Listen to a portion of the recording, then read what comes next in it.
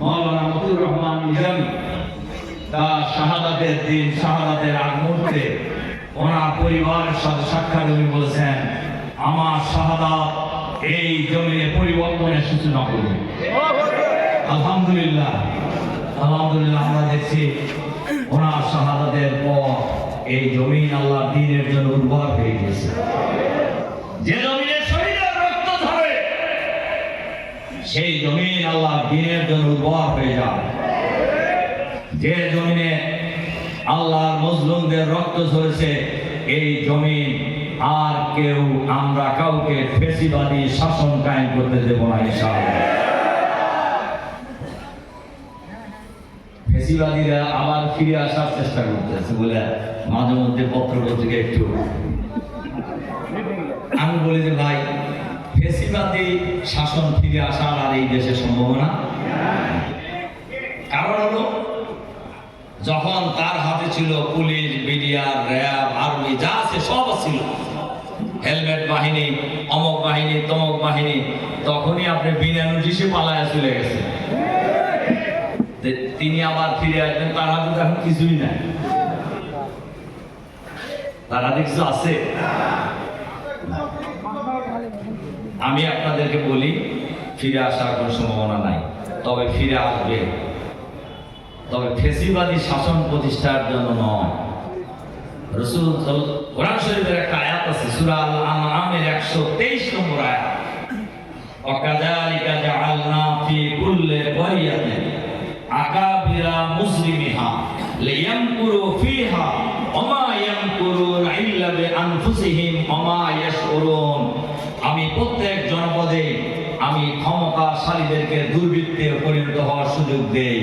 তারা ষড়যন্ত্র করে, ষড়যন্ত্রের পর ষড়যন্ত্রের জাল আনে, সেই জালে তারা নিজেরা জড়িয়ে যায়, কিন্তু বুঝতে যে ট্রাইব্যুনালে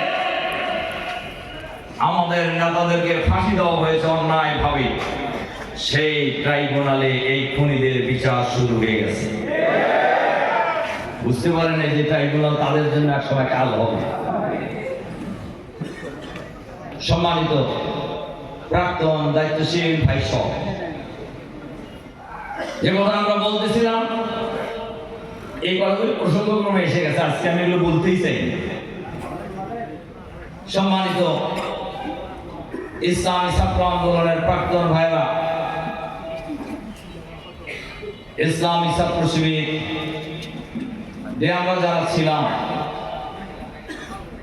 আমরা কি এখান থেকে আর পিছিয়ে থাকার কোন সুযোগ আছে? আমরা কেউ যদি পিছিয়ে থাকি, এই আন্দোলনের অগ্রযাত্রা কি আর বাধাগ্রস্ত হবে? আপনি আসলে শক্তি যোগ হবে, আপনি লাভবান হবেন, আমি লাভবান হব, আমরা যদি আন্দোলনে সক্রিয় থাকি। কোরআন শরীফের একটা আয়াত আছে, দেখবেন, সূরা মায়েদা, মান ইয়ারতাদ্দা মিনকুম আন দীনিহি ফাসাউফা ইয়াতিল্লাহু বিকওমিন ইউহিব্বুহুম ওয়া ইউহিব্বুনাহু আযিল্লাতুন আলাল মুমিনিন ওয়া ইজ্জাতুন আলাল কাফিরিন ইউজাহিদুনা ফি সাবিলিল্লাহি ওয়া লা ইয়াখাফুনা লাওমাতা লাইম যালিকা ফাদলুল্লাহি ইউতিহি মান ইয়াশা। তোমরা যদি কেউ দিন, আল্লাহ দিন থেকে দূরে সরে যাও, আল্লাহ তার ইমানদারদেরকে বলছেন যে তোমরা যদি দিন থেকে সরে যাও, এই আল্লাহর কিছু যায় আসে না। আল্লাহ তাআলা অন্য লোকদেরকে দিয়ে তার দিনের কাজ করাবেন। তাদের বৈশিষ্ট্য হবে তারা আল্লাহকে ভালোবাসে, আল্লাহ তাদেরকে ভালোবাসেন। তারা নিজেদের প্রতি হবে পরস্পর রহম দিল, আর দিনের দুশ্মনদের বিরুদ্ধে হবে বজ্র কঠোর। তাদের বৈশিষ্ট্য হবে আল্লাহর দ্বীনকে বিজয়ী করার জন্য তারা লড়াই করবে। এই লড়াই করতে গিয়ে বাতিলের অহংকার, কোন নিন্দুকের নিন্দাকে তারা পরোয়া করবে না। যালিকা ফাদলুল্লাহি ইউতিহি মান ইয়াশা, এটা তার জন্য আল্লাহর পক্ষ থেকে একটা বিরাট অনুগ্রহ। আল্লাহ যাকে চান তাকে দান করেন, সুবহানাল্লাহ। সুতরাং এই মহান আন্দোলন থেকে এক মুহূর্তের জন্য আমাদের দূরে থাকার কোনো সুযোগ নেই। এই মহান আন্দোলন থেকে আমাদের এক মুহূর্তের জন্য নিষ্ক্রিয় থাকার কোনো সুযোগ নেই। এই মহান আন্দোলন থেকে আজকের এই মিলন মেলায় সিদ্ধান্ত নিয়ে আমরা ফিরে যাব।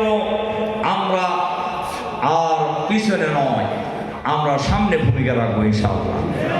ছাত্র জীবনে যেমন আমরা লড়াই করেছি, এখনো আমরা লড়াই করব ইনশাআল্লাহ। এই জন্য মাঝখানে আরো কয়টা কথা কইতে চাইছিলাম, আজকে না বলি। তো আমি যে কথা কয়টি কথা বলে আমার কথা শেষ করতে চাই, আমরা আমাদের এই প্রিয় জন্মভূমি এই বাংলাদেশে দিনের বিজয় দেখতে চাই ইনশাআল্লাহ। কি চাই না বলতে, কারা কারা চান আপনাদের নাম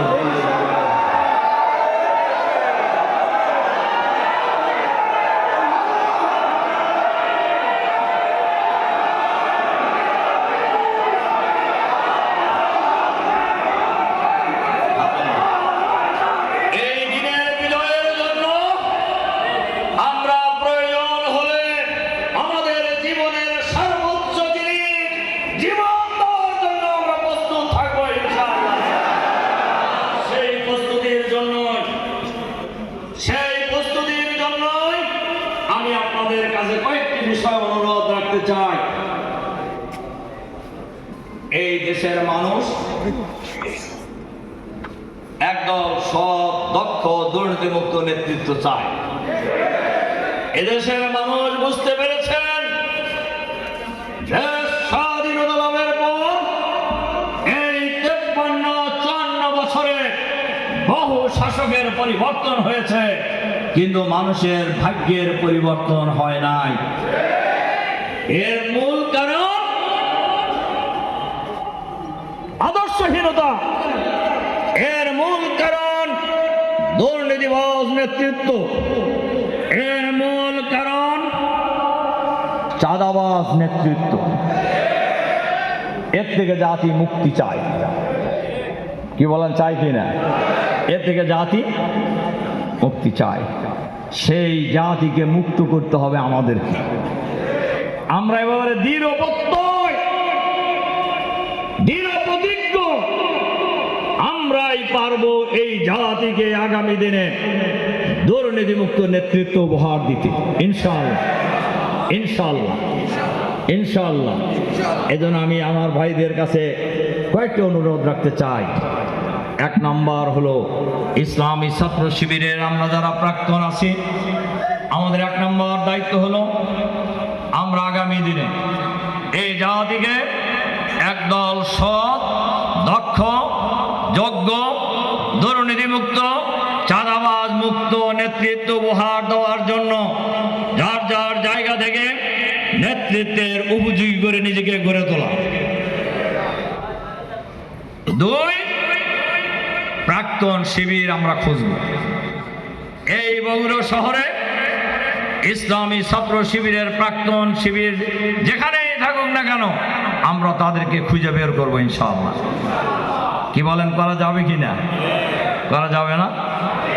করা যাবে, করতে হবে। আমি নরসিংদী জেলার প্রাক্তনদের সম্মেলনে আমি বলছিলাম, মাটির উপরে যেখানেই শিবির আছে পৃথিবীর, সেখান থেকে আমরা তাদেরকে খুঁজে বের করবো ইনশাআল্লাহ। কি আমরা কি আজকে বগুড়ার জন্য এই সিদ্ধান্ত নিতে পারি না যে শিবির যেখানেই আছে প্রাক্তন শিবির, আমরা সবাইকে বুকে হাত, তাদেরকে টেনে এনে বুকের সাথে মিলিয়ে নেব ইনশাআল্লাহ। এই ক্ষেত্রে কোরআনের একটা আয়াতের একটা অংশ আপনাদেরকে বলি, আমাদের সবাইকে একথা মাথায় রাখতে হবে। اذكر نعمة الله عليكم إذ كنتم أعداء فألف بين قلوبكم فأصبحتم بنعمته إخوانا وكنتم على شفا حفرة من النار فأنقذكم منها। দেখেন, আমি এক জায়গায় বলছিলাম যে আমরা যারা এই শিবিরে এসেছি, আমরা নানান জাতের ফ্যামিলি থেকে এসেছি।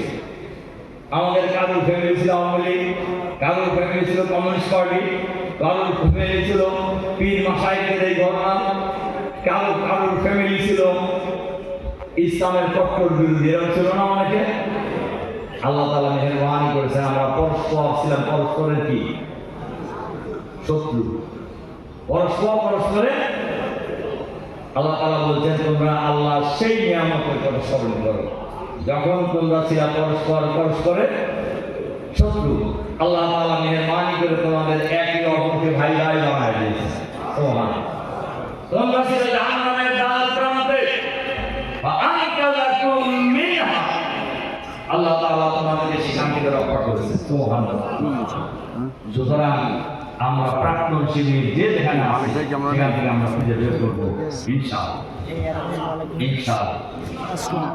3 নম্বর হলো আমরা যারা এখানে আছি আমরা সবাই যার যার জায়গা থেকে মান উন্নয়ন করার চেষ্টা করবো ইনশাআল্লাহ।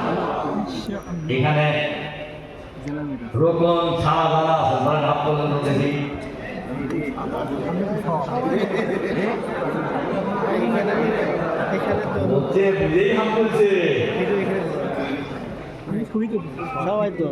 আমি কিন্তু বলছি রোকন ছাড়া যারা তারা হাত তুলবে না, না বুঝেই পেয়েছে, ঠিক আছে হাত নামা। আচ্ছা বলেন তো দেখি বগুড়া শহর জামাতের দুর্জয় ঘাটিয়ে চান না আপনারা কারা কারা যাবে না ভাই বলছে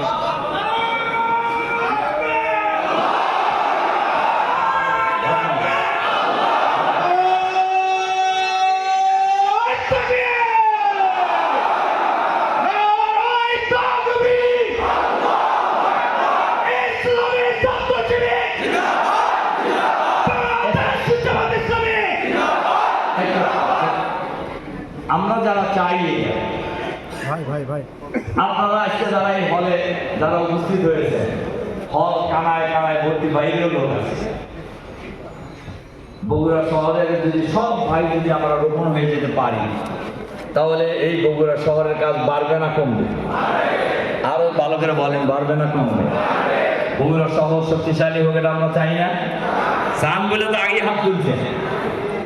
তাহলে রোপণ হইতে আপনার বাধা কি? হ্যাঁ, বাধা আছে? কোনো বাধা নাই, কোনো বাধা নেই। 70 বছরের নিরক্ষর বুড়ি যদি জামাতের রোপণ হতে পারে, আপনাদের মতো লড়াই করা শিক্ষিত যুবক কেন আপনারা রোপণ হতে পারবেন না? আমি অনেক জায়গায় কথা বলছি প্রাক্তনদের মিটিং এ, একটা স্লোগান আপাতত একটু বন্ধ রাখি। আমি তখন ঢাকা অবিভক্ত মহানগরী নামে এক ঘুরে এসেছেন ইন্টারভিউ দেওয়ার জন্য, প্রায় 70-72 বছর বয়স।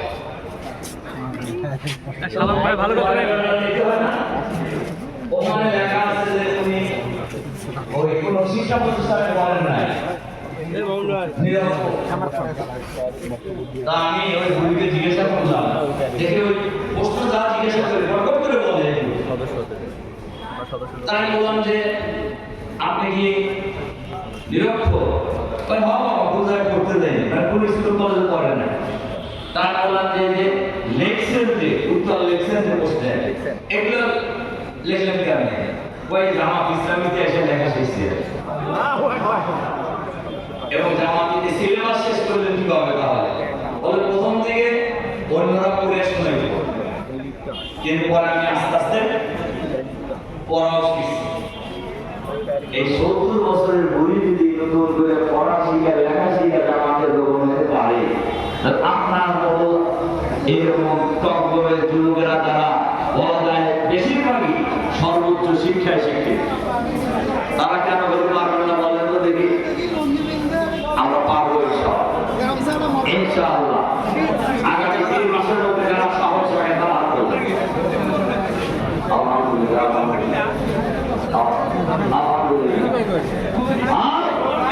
যারা হাত তোলার সাহস পান নাই তাদের কাছে সময় দিয়ে দেয়। আগামী 6 মাসের মধ্যে এই মিলন মেলায় যারা আমরা উপস্থিত হয়েছি, আমরা যারা এখন রোপণ হতে পারিনি, আমরা সবাই রোপণ হব ইনশাআল্লাহ। কিচ্ছু লাগবে না, এই হলের এই মিলন মেলার ভাইরা যদি রোপণ হয়ে যান, এই বগুড়া শহরে বিপ্লব হয়ে যাবে ইনশাআল্লাহ। ইনশাআল্লাহ আমি দেখেন অনেককে চিনি যারা ছাত্র জীবনে অনেক ঐতিহাসিক ভূমিকা পালন করেছেন। এখন আপনারা সেই ভূমিকায় রাখতে পারবেন না? সংগঠন যদি প্রয়োজন মনে করে আপনারা তার বড় ভূমিকা রাখবেন ইনশাআল্লাহ। আমার স্যার ছিলেন, এখন আমার স্যার। এখন কই আছি আমি? এখন জজকোর্টে অ্যাডভোকেট ফরিদুল ইসলাম ফরিদ, দায়িত্ব কি ছিল? জজকোর্ট, দায়িত্ব কি ছিল? অর্থ সম্পাদক, বিকাশ এবং রেটিনা মেডিকেল। আল্লাহ চাইলে এমন জায়গা থেকে আমাদের বানায় দিবেন যেটা আমার বুঝতেও আমার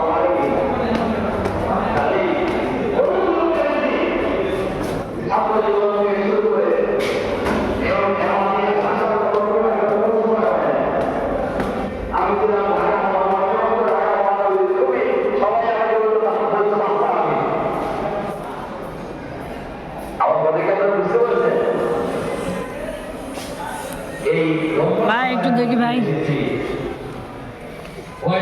ভাই গেট একটু সাইড দেন তো ভাই, একটু দেখি। স্যান্ডেলের তলা ভুলে গেছে কিন্তু সচ্ছল হইতে পারেনি। আবার অনেক ভাইকে দেখেছি শুরু থেকে আন্দোলনে জীবন পণ লড়াই করে যাচ্ছেন, তাদের অভাব ওই পাশে যাই, ওই পাশে। সচ্ছলতা অসচ্ছলতার মালিক কি? আল্লাহ। সুতরাং আল্লাহর উপর তাওয়াক্কুল করে আমি কিন্তু ঘরে বসে থাকতে বলতেছি না, অবশ্যই হালাল রিজিক সন্ধানের জন্য লড়াই করতে হবে। এ কথা আল্লাহই বলে দিয়েছে, বলেন না? ফাইজা কুদিয়াতিস সালাতু ফান্তাশিরু ফিল ওয়াবতাগু মিন ফাদলিল্লাহ আযকুরুল্লাহ কাসীরান লাআল্লাকুম তুফলিহুন। কাজেই আল্লাহ তো নিজেই বলে দিয়েছে, কিন্তু এটার জন্য পাগল হওয়া যাবে না। সম্মানিত আমার ভাইরা, এই জন্য মান উন্নয়নের ব্যাপারে আমরা কোনো আপোষ করবো না, ইনশাআল্লাহ ইনশাআল্লাহ ইনশাআল্লাহ।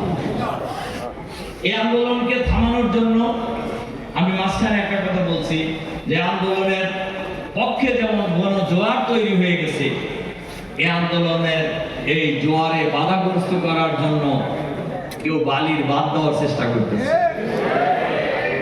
সেই শক্তি, যে শক্তি হন না কেন, আমরা বলবো এই ধরনের কাজ থেকে বিরত থাকাই ভালো।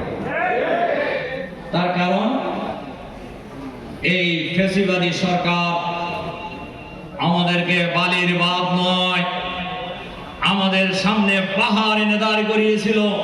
সেই পাহাড় ভেঙে এই দেশের ইসলামী আন্দোলন সামনের দিকে এগিয়ে গেছে, কেউ ঠেকাতে পারে নাই।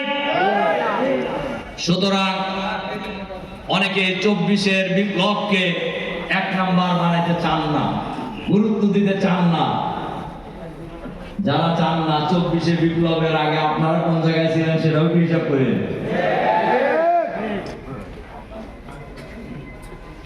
আমরা তো সবই দেখছি, সবই দেখছি। কে কি করতেছেন তাও দেখতেছি, কে কি বলতেছেন তাও দেখতেছি, শুনতেছি না, দেখতেওছি। আমরা এগুলোর জবাব দেওয়া প্রয়োজন মনে করছি না। আমরা আমাদের কাজ নিয়ে সামনে এগিয়ে যাব ইনশাআল্লাহ। আমরা আমাদের কাজ নিয়ে এগিয়ে যাব। আমাদের নেতা আমিরে জামাত বলেছেন, বাংলাদেশে আগামী দিনে আমরা চাঁদাবাজি করব না, কাউকে করতেও দেব না ইনশাআল্লাহ।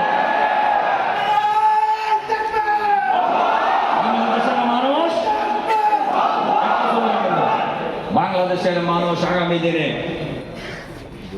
একদম সৎ, দক্ষ, দুর্নীতিমুক্ত নেতৃত্বের অপেক্ষায় আছে। ঠিক, সেই নেতৃত্ব জাতিকে উপহার দিবেন আপনারা ইনশাআল্লাহ। এবং সেই আন্দোলনের কাতারে বাংলাদেশের মানুষ, সকল শ্রেণী পেশার মানুষ জ্বরের মতো আসছে, এটা আপনারা লক্ষ্য করছেন। কাজেই এই জোয়ারকে আলিঙ্গন করে সামনে এগিয়ে যেতে হবে। আমরা এই বগুড়া শহর ঢাকার দিন ইসলামী আন্দোলনের দুর্বল বাহিনী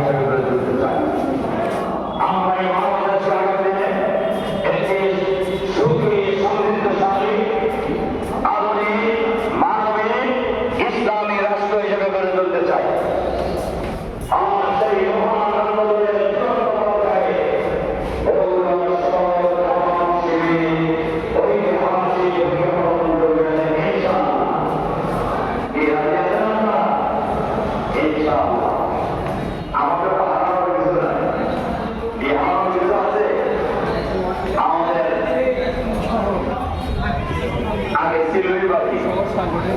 কি না না এখন ক্ষমতার কিছু ছিল আমাদের সেটাই বলছি খালি আমাদের এত দুশ্চিন্তা থাকার কোনো কারণ নাই। এবং আমরা এই কথাও বলেছি, আল্লাহ তাআলা যদি এই দেশের জনগণ যদি জামাতকে এই দেশ পরিচালনার দায়িত্ব দেয়,